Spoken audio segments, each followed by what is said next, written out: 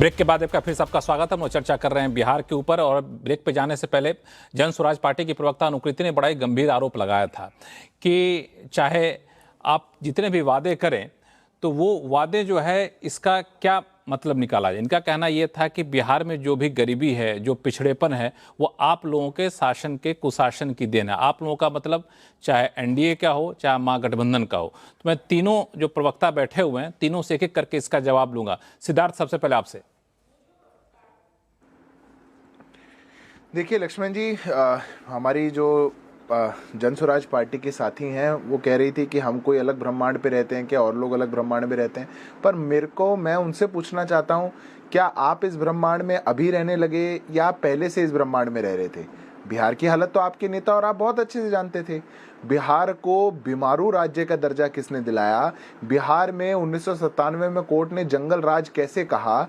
बिहार की क्या हालत थी आपके नेता बहुत अच्छे से जानते हैं। पर चूंकि जिस पार्टी का सृजन ही कन्वीनियंस के आधार पर हुआ हो और जिनके नेता बहुत कन्वीनियंस से आज इस पार्टी के साथ कल उस पार्टी के साथ प्रोफेशनली या नॉन प्रोफेशनली आनंद ले रहे हो, उनको मुझे नहीं लगता कि इन बातों से ज्यादा फर्क पड़ता होगा। पर चूंकि मैं आपके बीच में नहीं बोला था, मैं आपके बीच में नहीं बोला था। आप मेरी बात के बाद आप बोल लीजिएगा। आप मेरी बात के बाद आप बोल लीजिएगा। इतना उत्तेजित होने वाली बात नहीं थी। पर चूंकि जो हमारी जन स्वराज पार्टी की साथियां बैठी हैं वो इस ब्रह्मांड में पहले से रही हैं, तो मैं उनकी जानकारी के लिए बता दूं कि 2005 के अंदर बिहार में प्रति व्यक्ति आय 8,223 रुपए थी। 2025 के अंदर बिहार के अंदर प्रति व्यक्ति आय 66,828 रुपए हुई। ये 20 साल के अंदर हुआ। ये आपकी आंखों के आगे हुआ। आज बिहार के अंदर आज मैं आपके बीच में टोका टोकी नहीं कर रहा। मैं आपको देश की तुलना से करना है, मैं तुलना से बता देता हूँ। बिहार की विकास दर, लक्ष्मण जी ये कोई तरीका नहीं हुआ। आज इनकी पहली डिबेट है, इसका मतलब ये थोड़ी आ तो इन्हीं को बुलवा लेते हैं, ऐसे थोड़ी होगा। अब सुनना पड़ेगा। अब आप नेशनल टेलीविजन पे आए और सीरियस पॉलिटिकल पार्टी से आप सीरियस पॉलिटिकल पार्टी की तरीके से बिहेव करिए। अब ये तुलना करना चाह रही है तो तुलना भी कर लेते हैं। बिहार की विकास दर, मुझे पता है कि जो आंकड़े हैं वो बहुत चुभते हैं। बिहार की विकास दर आज 14.47% है। ये यूपी से ज्यादा है, झारखंड से ज्यादा है, बंगाल से ज्यादा है। पिछले 20 सालों में विकास दर कितनी बढ़ी है, इसमें कितना जीडीपी को कंट्रीब्यूशन हुआ है। बिहार को जिस हालत में छोड़ के गए थे महागठबंधन वाले, आरजेडी वाले, उस हालत से बाहर निकाल करके मूलभूत सुविधाओं को मजबूत कर, लोगों के हाथों को मजबूत कर आज एक नई आशा बिहार में आई। तब इनको समस्या जगी। इनकी राजनीति भी तो तभी चली जब इनको लगा कि आज बिहार आशावान हो चुका और प्रगति की राह पे आगे बढ़ सकता है। आज वो जो कुरीतियां थी, वो जो डर था, भय था, वो जो एक कारोबार चल रहा था अपहरण का और अन्य चीजों का, वो जंगल राज से तो बाहर आ गए। अब बिहार आगे बढ़ सकता है। आओ हम भी राजनीति चमकाएं। मुझे लगता है कि ऐसी अवसरवादिता नहीं करनी चाहिए। अपनी एक पॉलिटिकल जो ट्रुथ है उसको एक्सेप्ट करके आगे बढ़ना चाहिए। आप भी सच्चाई के साथ बढ़िए। हम दावे के साथ कहते हैं और जनता के बीच में जाकर के बहुत मजबूती के साथ कहेंगे, लक्ष्मण जी, हमने बिहार की जनता को 20 सालों के अंदर एक बहुत स्वर्णिम काल दिखाने का काम किया, आशाएं जगाने का काम किया, और यह विकास की गति आगे भी चलती रहेगी। इनके जो मंसूबे हैं वो बिहार की जनता कामयाब नहीं होने देगी। बिल्कुल। मुझे नहीं पता सिद्धार्थ जी बिहार में रहते हैं या नहीं, मुझे नहीं पता सिद्धार्थ जी बिहार में रहते हैं कि नहीं, लेकिन क्योंकि ये रियलिटी से, वास्तविकता से बहुत दूर है, काफी दूर है। और ये जो आंकड़े चुभते हैं, इन्होंने कहा ना, सही कहा, बिहार को चुभते हैं ये आंकड़े।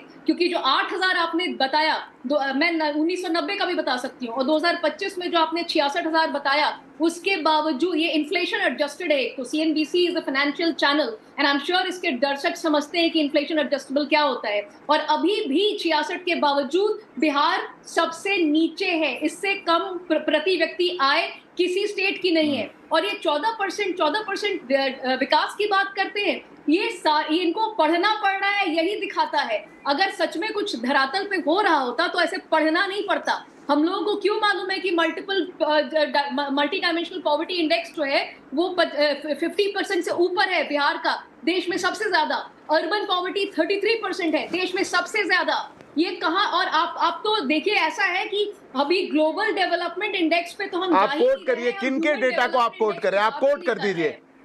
कोट नीति आयोग के, नीति आप आयोग कोट के कर डेटा दीजिए, कोट कर कौन रहे से हैं। ह्यूमन और डेवलपमेंट दूसरी इंडेक्स की बात, बात एक कर रहे हैं आप? दूसरी बात, 2,25,00,000 लोगों को बिहार के अंदर एक्सट्रीम और पॉवर्टी में क्राइम, से जहां बाहर तक निकाला, क्राइम की ये बात नीति है, आयोग का डेटा है। जहां उस तक पे आप आंख क्राइम मूंद की लेंगे, बात है, उसको आप नहीं देखेंगे।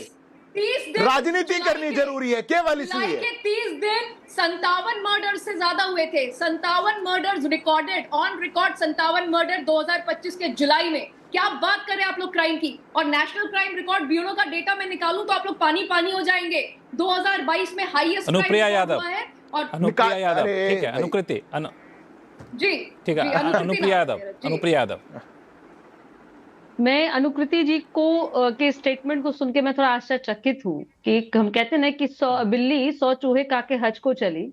जो संगठन आज के डेट में पैसे के दम पे अपनी राजनीतिक कर रही हो, जिसके कार्यकर्ता पैसे के दम पे कार्य कर रहे हो, और ये मुझे बोलते हुए कोई मैं झूठी स्टेटमेंट नहीं दे रही हूँ, ये बिहार की जनता जानती है इनके कार्यकर्ता कैसे काम करते हैं। अगर बिहार में इतना ज्यादा इन्फ्लेशन है, बिहार में लोग इतनी अगर डेवलपमेंट नहीं है, तो आपको अपनी राजनीतिक चमकाने के लिए जो आपने 100 जगह से घूम करके पैसे उगाही किए उसको आप इंप्लीमेंट कर रहे हैं। दूसरी बात, अब इन्होंने सवाल पूछा कि 20 साल में सरकार ने क्या किया। मैडम सुनिए, मैं तो बिहार से हूं, आपने सिद्धार्थ जी से पूछ लिया। यहाँ बिहार पहला ऐसा राज्य है जिसने 35% रिजर्वेशन देके पुलिस बल में पूरे देश में बिहार पहले नंबर पे है। दूसरी बात, बिहार पहला ऐसा राज्य है, सुन लीजिए नहीं तो हाँ, तो हमारे डेवलपमेंट है, हमारी अचीवमेंट हम बोलेंगे।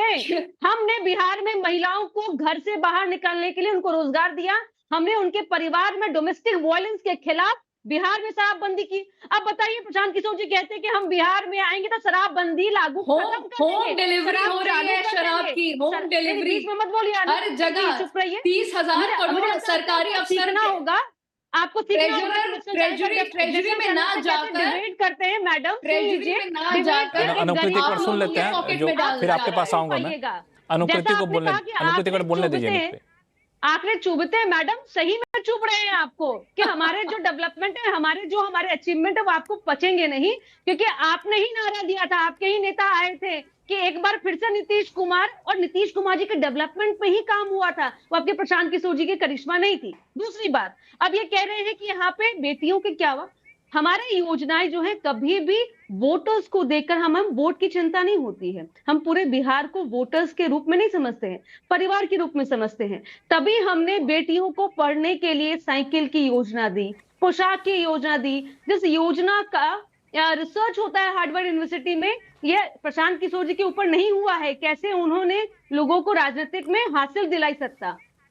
दूसरी बात, यहाँ बेटियों को पढ़ने के लिए केजीसी पीजी की पढ़ाई मुफ्त है, जिसके कारण बेटियों में जो ड्रॉप रेट आप कह रही थी मैडम, जो लालू जी की राज में था उस समय में 52% था, हमारे यहाँ 86% है।